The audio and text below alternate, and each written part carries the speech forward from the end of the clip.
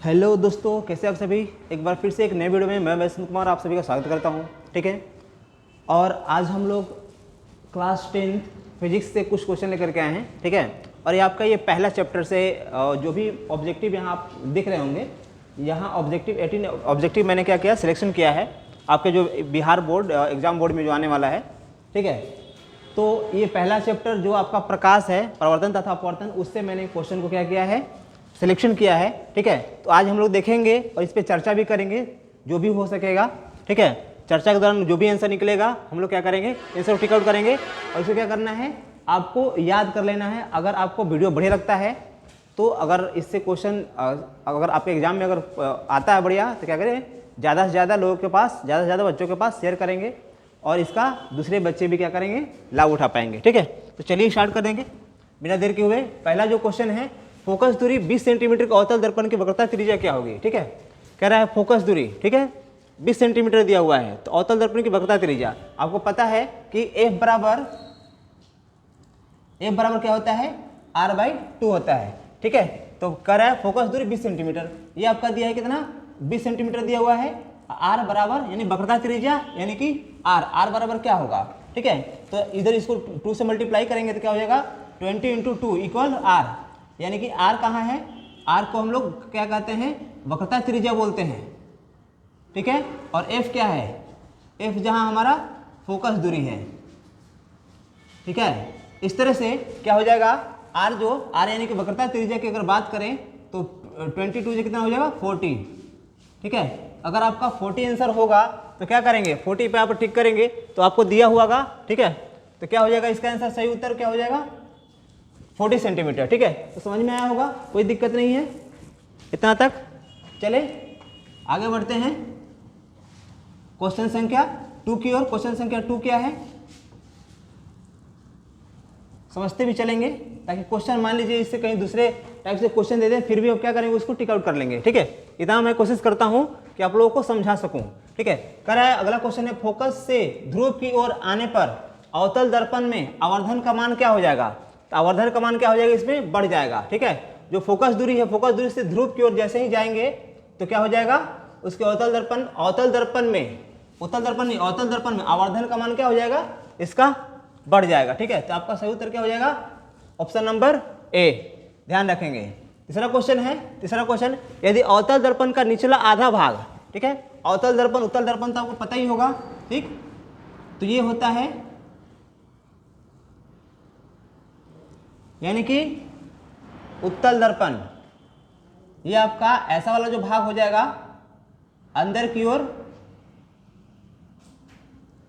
क्या होता है, धसा हुआ होता है, बाहर की ओर क्या होता है, कलर किया हुआ होता है। ठीक है, मैंने बाहर से कुछ ना कुछ उस पर क्ले किया रहता है, तो वो क्या होता है, हमारा अवतल दर्पण होता है। ठीक है, तो अवतल दर्पण का आधा भाग, अगर आधा भाग ये टूट जाए, ठीक है, अगर आधा भाग इसको तोड़ दिया जाए तो उसकी प्रतिबिंब टूट जाए तो उसकी प्रतिबिंब कहाँ बनेगी, सीधा बनेगी, आधा बनेगी, कम तीव्र बनेगी, या कोई नहीं बनेगी। ठीक है, तो अगर इसका आधा भाग टूट जाए तो कम बनेगा और क्या बनेगा, तीव्र बनेगा। ठीक है, तो इसका सही उत्तर क्या हो जाएगा आपका, ऑप्शन नंबर सी। ठीक है, तो समझ में आया होगा आप सभी को।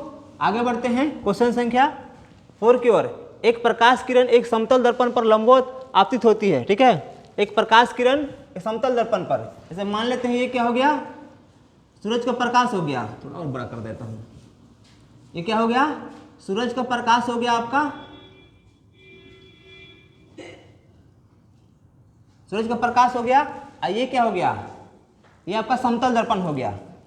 ठीक है, ये नीचे में कलर कर देता हूं, समतल दर्पण। तो ये जैसे ही इसका लंबवत पड़ता है सूरज का प्रकाश, एक किरण क्या होता है, सीधा पड़ता है।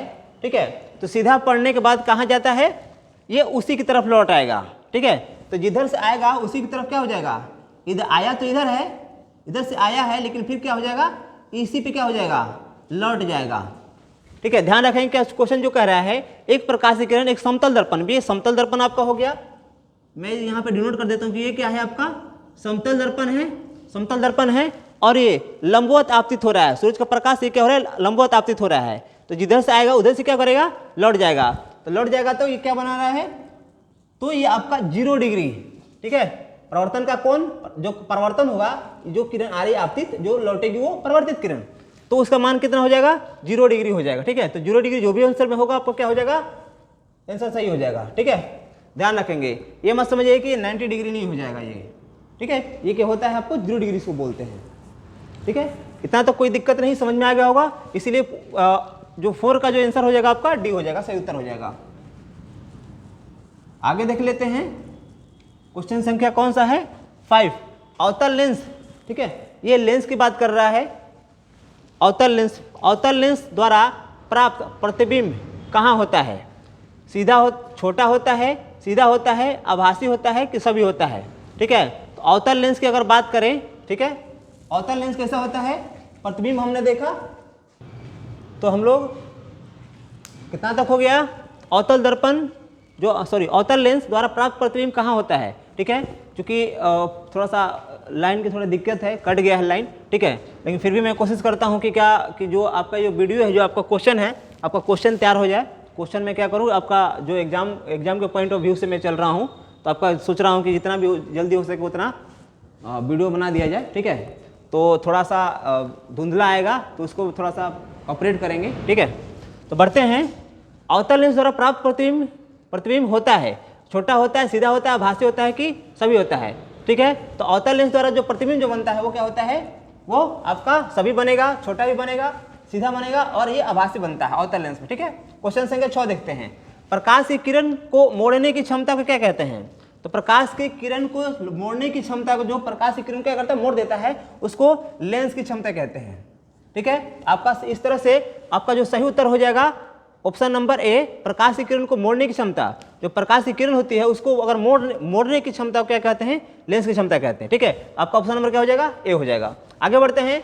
निर्देशांक चिन्ह परिपाटी में सभी दूरियां मापी जाती है कि यहाँ से, वक्रता केंद्र से, ध्रुव से, फोकस से, या कोई नहीं। ठीक है, तो जो निर्देशांक चिन्ह परिपाटी है वो ध्रुव से, ध्रुव यानी जहाँ ओरिजिन होता है, 0 0 होता है, वहाँ से क्या करते हैं हम लोग, वहाँ से हम लोग ध्रुव से क्या करते हैं, सभी दूरियां मेजरमेंट करते हैं। ठीक है, जैसे कि मान लीजिए ये क्या हो गया आपका, ये ध्रुव हो गया, ये सेंटर हो गया, यहाँ से इधर माप लेंगे, यहाँ से इधर माप लेंगे, यहाँ से इधर माप लेंगे, यहाँ से इधर माप लेंगे। ठीक है, तो जहाँ से भी माप लें हम लोग तो ये क्या होता है, निर्देशांक, ये आपका निर्देशांक है। ठीक है, ध्यान रखेंगे, निर्देशांक से इधर ऊपर नीचे कहीं भी हम लोग क्या करते हैं, इसकी दूरियों को माप सकते हैं। ठीक है, ये ध्यान रखेंगे आप सभी। इस तरह से आपका जो सही उत्तर क्या हो जाएगा, ध्रुव से। ठीक है, वो क्या कहता है, वो ध्रुव होता है। ठीक है, आगे बढ़ते क्वेश्चन संख्या 8, आकाश का रंग नीला होना किस परिघटना का परिणाम है। तो ये क्या होता है, जब प्रकाश इति होता है, ठीक है, जब प्रकाश निकलता है सूर्य का प्रकाश, तो यहाँ पे जो रंग जो होता है वो नीला हो जाता है। ठीक है, आकाश का रंग नीला हो जाता है। वो क्यों होता है, तो इसके प्रकीर्णन के कारण, प्रकाश के प्रकीर्णन के कारण प्रकाश क्या होता है, बहुत जगह क्या होता है, फैल जाता है। और ये फैलने के कारण ये एक दूसरे को क्या करता है, मतलब कि बहुत जगह फैलने के कारण ये क्या होता है, आकाश का रंग हमें नीला दिखाई देता है। तो ये क्या हो जाएगा, प्रकीर्णन के कारण दिखाई देगा। ठीक है, अगला देखते हैं क्वेश्चन संख्या 9, अवतल लेंस का आवर्धन किसके बराबर होता है। तो अवतल लेंस में अगर आवर्धन की बात करें तो एम को हम लोग आवर्धन कहते हैं। ठीक है, एम बराबर क्या होता है, V/U होता है। ठीक है, V बाई क्या होता है, U होता है। आपका ऑप्शन V/U जिसमें होगा वो क्या हो जाएगा, आपका सही उत्तर हो जाएगा। तो ऑप्शन नंबर क्या हो जाएगा, डी आपका इसका सही उत्तर हो जाएगा। अवतल लेंस का आवर्धन क्षमता V/U। ठीक है, अगर उत्तल लेंस का होता तो आपका दूसरा होता। ठीक है, आगे देखते हैं क्वेश्चन संख्या 10, गोलीय दर्पण में फोकसांतर में वक्रता त्रिज्या के बीच का संबंध। किसमें, गोलीय दर्पण में फोकसांतर में वक्रता त्रिज्या के बीच के संबंध क्या कहते हैं, F बराबर, जैसे पहले क्वेश्चन मैंने बताया था क्या होता है, F बराबर R/2। अगर R निकालें या अगर कहीं इसको ट्रांसफर करें तो क्या हो जाएगा, 2F बराबर क्या हो जाएगा R। R बराबर 2F अगर होगा कहीं पे, ठीक है, R बराबर 2F है ना, यहाँ पे आपका ऑप्शन नंबर क्या हो जाएगा, ऑप्शन नंबर ए आपका सही उत्तर हो जाएगा। क्योंकि F बराबर होता है, फोकसांतर बराबर क्या होता है, त्रिज्या बटा 2 होता है, माने आधा होता है। ठीक है, इस तरह से आपका ऑप्शन नंबर क्या हो जाएगा, ऑप्शन नंबर ए आपका सही उत्तर हो जाएगा। 10 हो गया। 11 क्वेश्चन देखते हैं, किस दर्पण द्वारा प्रतिबिंब का सीधा एवं छोटा होता है, किस दर्पण द्वारा। ठीक है, उत्तल दर्पण, अवतल दर्पण, समतल दर्पण या कोई नहीं। तो ध्यान रखेंगे, जो हमारा उत्तल दर्पण है, उत्तल दर्पण में जो प्रतिबिंब हमारा बनता है सीधा एवं छोटा बनता है। ठीक है, कैसा बनता है? तो उत्तल दर्पण में हमारा प्रतिबिंब सीधा बनता है और छोटा बनता है। तो ये ध्यान रखेंगे आप, किस दर्पण में? उत्तल दर्पण में। ठीक है, अगला क्वेश्चन 12 नंबर। तैलीय कागज होता है, तैलीय कागज क्या होता है? पारदर्शक, अपारदर्शक, पारभाषक या कोई नहीं। ठीक है, तो तैलीय कागज, अगर कोई भी कागज को लेकर के अगर उस पर आप तेल गिरा देंगे, ठीक है, अब उसको परीक्षण करेंगे, परीक्षण करने के बाद में आपको जो रिजल्ट मिलेगा वो आ जाएगा क्या? पारभाषक आपका सही उत्तर हो जाएगा। ठीक है, तो पारदर्शक क्या होता है? पारदर्शक मतलब होता है कि जो लाइट अपने से होकर के पूरा पास होने देती है, जैसे कि शीशा हो गया। शीशा क्या होता है? पूरा लाइट पास होने देता है। ठीक है, तो ये आपका पारभाषक कहलाता है। अपारदर्शक मतलब कोई ऑब्जेक्ट, कोई ऐसा वस्तु जो अपने से लाइट क्या होती है? पास नहीं होने देती है। जैसे कि ये हो गया, हाथ हो गया, हाथ से क्या होती है? लाइट पास नहीं हो सकती है, तो क्या हो जाएगा? आपका अपारदर्शक हो जाएगा। ठीक है, समझ में आया होगा। और ये पारभाषक मतलब होता है लाइट अपने से होकर के थोड़ी पास होने देती है। ठीक है, लाइट को थोड़ी पास होने देती है कोई ऑब्जेक्ट, उस ऑब्जेक्ट को कहते हैं पारभाषक। तो ठीक है, तो तैलीय कागज जो होगा वो आपका पारभाषक होता है, थोड़ी पास होने देती है। तो आपका सही उत्तर क्या हो जाएगा? पारभाषक हो जाएगा। ठीक है, आगे बढ़ते हैं। क्वेश्चन संख्या 13। एक उत्तल लेंस की क्षमता, एक डायोप्टर है, तो उस लेंस की फोकस दूरी, तो उसकी फोकस दूरी कितनी हो जाएगी? 100 सेंटीमीटर हो जाएगी। ठीक है, एक डायोप्टर और क्या हो जाएगा आपका? 100 सेंटीमीटर फोकस दूरी इसकी। ठीक है, आगे बढ़ते हैं। क्वेश्चन संख्या 14। सरल सूक्ष्मदर्शी में ध्यान रखेंगे, जो भी मैंने इसमें क्वेश्चन का सिलेक्शन किया है वो क्वेश्चन बहुत ही इंपॉर्टेंट है। ठीक है, तो ये सूक्ष्मदर्शी खास करके ये बहुत इंपॉर्टेंट है, क्योंकि इस तरह से क्वेश्चन बहुत बार पूछा है सूक्ष्मदर्शी से लेकर के। ठीक है, तो सरल सूक्ष्मदर्शी में किसका उपयोग होता है?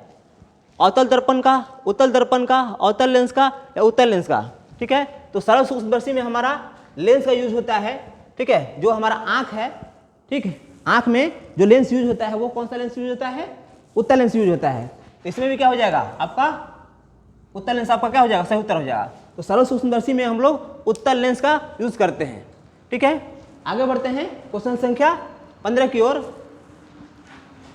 किसी माध्यम के अपवर्तनांक का मान होता है, किसी माध्यम का अपवर्तनांक का मान क्या होता है? sin i by sin r। ठीक है, ये आपका सही उत्तर हो जाएगा, ऑप्शन नंबर ए। आगे बढ़ते हैं। फोटोग्राफी कैमरा का अभिदृश्य कैसा होता है?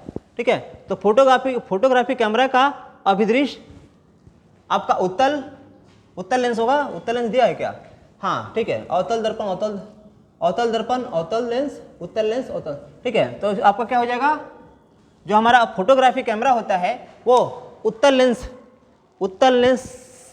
से रिलेटेड होता है, यानी उत्तल लेंस के द्वारा क्या होता है? इसको बनाया जाता है। ठीक है, तो आपका सही उत्तर क्या हो जाएगा? फोटोग्राफी कैमरा का अभिदृश्य उत्तल लेंस का होता है। ठीक है, तो आपका ऑप्शन नंबर क्या हो जाएगा? सी आपका सही उत्तर हो जाएगा। 17 नंबर क्वेश्चन। निम्नलिखित में किसमें बड़ा और वास्तविक प्रतिबिंब बनता है?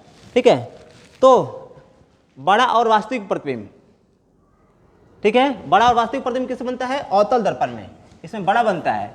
ध्यान रखेंगे, जो हमारा उत्तल दर्पण है, उत्तल दर्पण में सीधा एवं छोटा बनता है, लेकिन अगर यही बड़ा एवं वास्तविक प्रतिबिंब का है तो क्या किसमें बनता है? तो अवतल दर्पण में बनता है। ठीक है, तो ध्यान रखेंगे, इससे क्वेश्चन बहुत बार पूछा है और ये भी फिर एग्जाम में, आपके एग्जाम में आने वाला है ये क्वेश्चन, इस टाइप का क्वेश्चन। ठीक है, तो ध्यान रखेंगे। आगे बढ़ते क्वेश्चन संख्या 18। इसका समझ में आया होगा। बड़ा और वास्तविक प्रतिबिंब किसमें बनता है? किस दर्पण में? अवतल दर्पण में। ठीक है, और प्रतिबिंब सीधा छोटा किसमें बनता है? उत्तल दर्पण में। ठीक है, आगे बढ़ते हैं। समतल दर्पण द्वारा बना प्रतिबिंब हमेशा कैसा होता है? तो काल्पनिक होता है कि वास्तविक होता है? कि वास्तविक और काल्पनिक दोनों होता है। ठीक है, तो समतल दर्पण जो है, समतल दर्पण का प्रतिबिंब कैसा होता है?